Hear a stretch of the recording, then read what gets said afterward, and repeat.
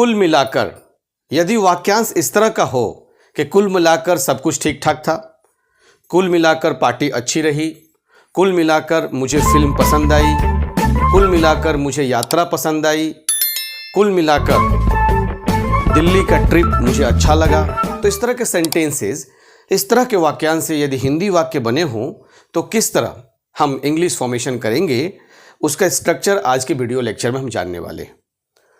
Spoken English के दृष्टिकोण से भी और ग्रामेटिकल नॉलेज कॉम्पिटिटिव एग्जामिनेशन के पर्पज से भी इस तरह का वाक्यांश बहुत ही ज़रूरी है, क्योंकि अक्सर हम दैनिक दिनचर्या में डे टू डे लाइफ में इसका प्रयोग करते हैं, अनुसरण करते हैं, बातचीत में इसका सदुपयोग करके अपने बातचीत को धारा प्रवाहित बनाते हैं, लक्ष्यदार मुहावरेदार कहावतें से युक्त करके अपनी भाषा को मर्यादित ढंग देकर दूसरे पर असर छोड़ते हैं। तो वीडियो आप अंत तक देखिए, क्योंकि बहुत कुछ सीखने वाले हैं। मैं एक इडियम्स और फ्रेज नहीं, इसके लिए कई इडियम्स और फ्रेज बताऊंगा और सभी अपने आप में इंपॉर्टेंट हैं। देखिए, ये कंजंक्टिव एडवर्ब से बनने वाले वाक्य कहलाते हैं। Conjunctive adverb, adverb all in all, generally, overall, on the whole, all things considered. 5 idioms और फ्रेज बता रहा हूं जिसकी सहायता से कुल मिलाकर वाले वाक्य बन सकते हैं। मोस्ट इंपॉर्टेंट आप all in all, overall, all thing considered को ले सकते हैं, मगर ऑन द होल, जनरली, अब इसके प्रयोग का चर्चा करूंगा और एक्सप्लेनेशन के साथ हर एक सेंटेंस को बताऊंगा। जैसे कुल मिलाकर सब कुछ अच्छा था, जब सारी चीज़ों की बात होती है तो सब कुछ अच्छा होना, ऑल इन ऑल का प्रयोग करिए। कुल मिलाकर सब कुछ अच्छा था, all in all everything was great, everything was okay, everything was nice. अब लिख सकते हैं all in all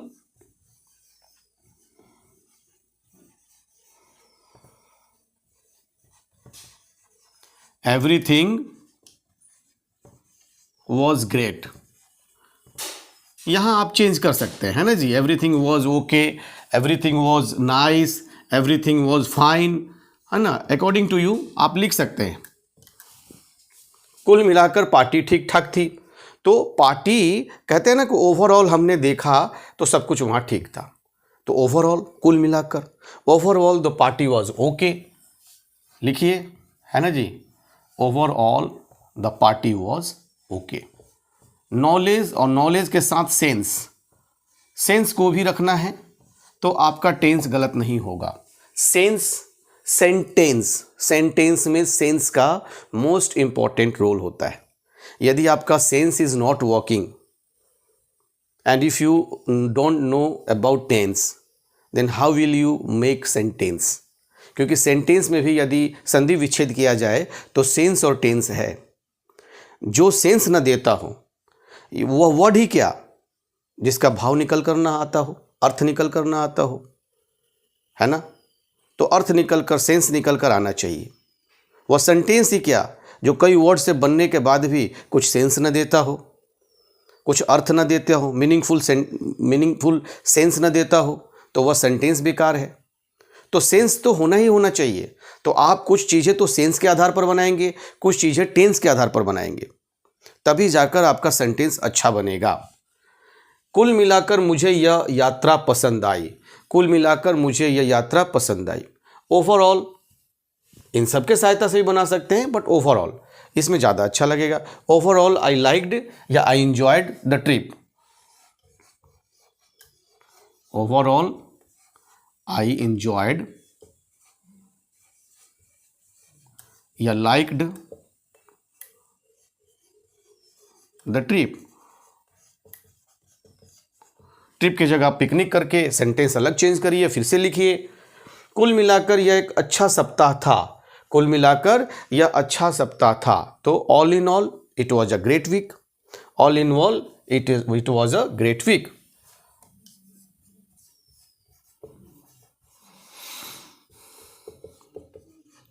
it was a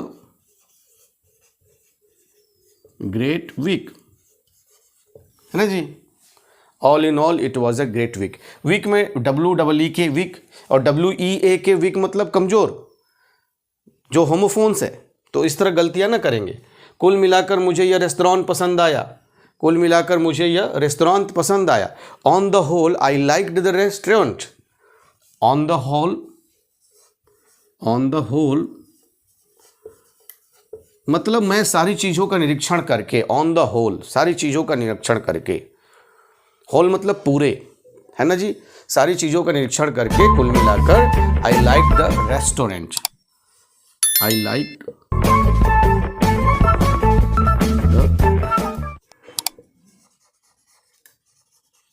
restaurant. आप हिंदी में इसको रेस्तरां कहते हैं। कुल मिलाकर यह एक अच्छा फैसला था। कुल मिलाकर यह एक अच्छा फैसला था। अर्थात इस सेंटेंस से यह पता चलता है कि हर बातों पर विचार किया गया, विचाराधीन रखा गया, अंडर कंसीडरेशन रखा गया। इसलिए देखिए ऑल थिंग्स कंसीडर्ड, हर चीज़ पर कंसीडर्ड किया गया। कुल मिलाकर यह एक अच्छा फैसला था। हर एक फैसले पर विचार किया गया।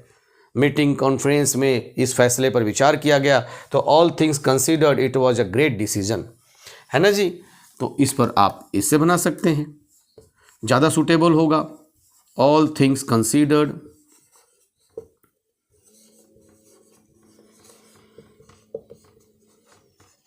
It was a great decision,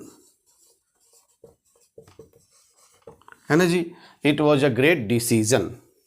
अब कुल मिलाकर यह एक अच्छा दिन था। कुल मिलाकर यह एक अच्छा दिन था।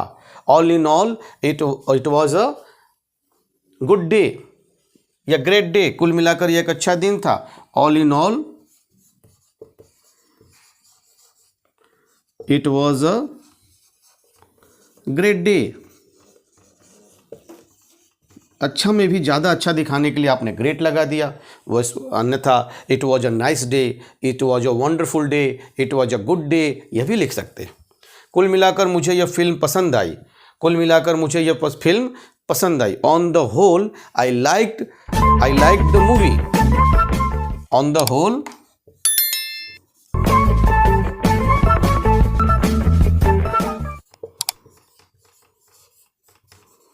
आई लाइक द मूवी, है ना जी।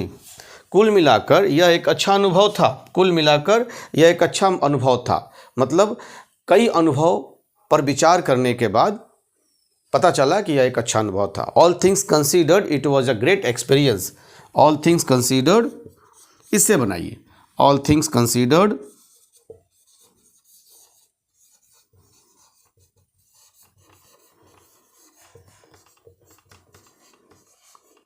It was a great experience.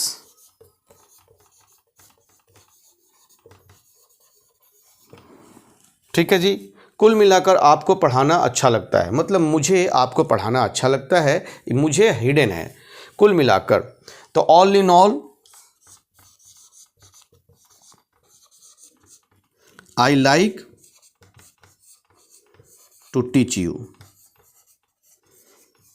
है ना जी। I like to teach you, I prefer to teach you, है ना जी। चलिए एक बार इसे मैं पुनः पढ़ता हूँ, रीड आउट करता हूँ। आप स्क्रीनशॉट लेंगे, लिखेंगे, सीखेंगे, और वीडियो अच्छी लगी हो तो दोस्तों में भी शेयर करेंगे, उन्हें भी सिखाएंगे, तथा चैनल पर यदि नए हों तो सब्सक्राइब करेंगे। कुल मिलाकर वाले सेंटेंसेस के लिए कंजंक्टिव एडवर्ब्स का प्रयोग करेंगे, जैसे कि all in all, generally, overall, on the whole, all things considered. कुल मिलाकर सब कुछ अच्छा था। All in all everything was great. कुल मिलाकर पार्टी ठीक ठाक थी। Overall the party was okay. कुल मिलाकर मुझे यह यात्रा पसंद आई। Overall I enjoyed the trip, I like the trip. कुल मिलाकर यह एक अच्छा सप्ताह था।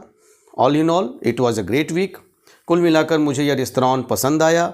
On the whole I liked the restaurant. कुल मिलाकर यह एक अच्छा फैसला था। All things considered it was a great decision. कुल मिलाकर यह एक अच्छा दिन था। All in all it was a great day. कुल मिलाकर मुझे यह फिल्म पसंद आई। On the whole I liked the movie.